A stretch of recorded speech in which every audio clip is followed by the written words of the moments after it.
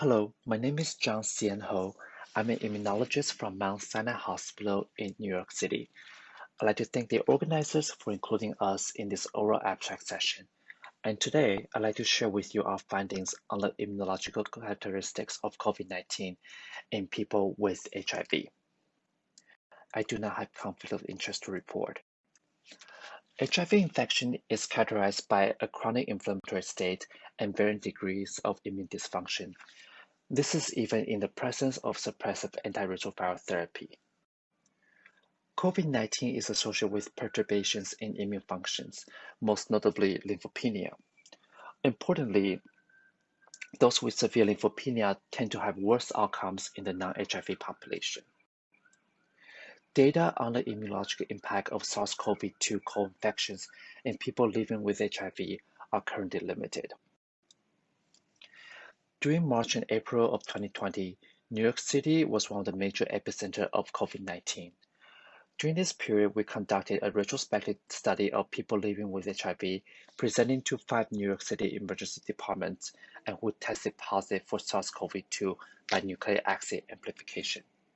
Specifically, we evaluated the clinical and immunological outcomes of COVID-19 in this population. In total, 93 people with HIV had PCR-confirmed COVID-19 during the study period.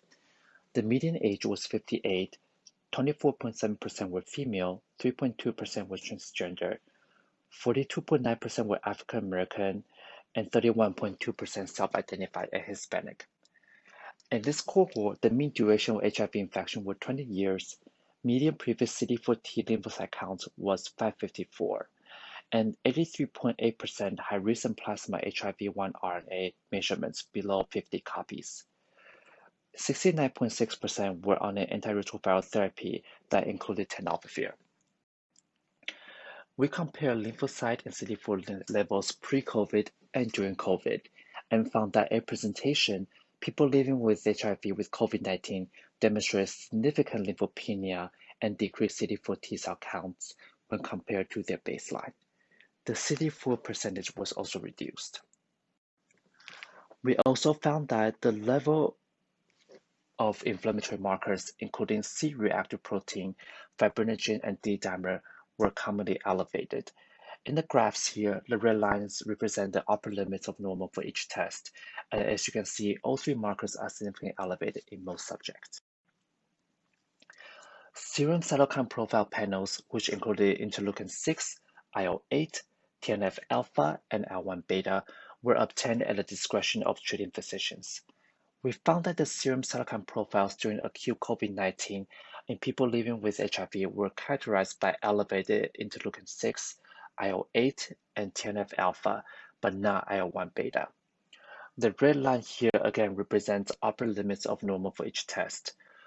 Close to 100% of patients had drastically elevated peak IL-6 and IL-8 levels during the course of COVID-19 infections.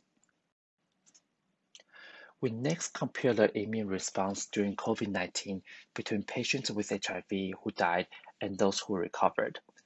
Of the 93 patients who presented to the emergency room during the study period, 72 were admitted. Out of these patients, 26% died and 73% recovered. Notably, those who died had significantly lower nadir absolute lymphocyte counts during COVID-19 compared to those who recovered. Panel C here showed that this difference remains significant at the time of discharge or death. We did not find significant differences in presenting CD4 T cell count between the two groups. This finding is consistent with the data from the non-HIV population. Looking at inflammatory markers and cytokine profiles, we found that CRP, IL-6, and IL-8 were significantly higher among subset of those who died compared to those who recovered.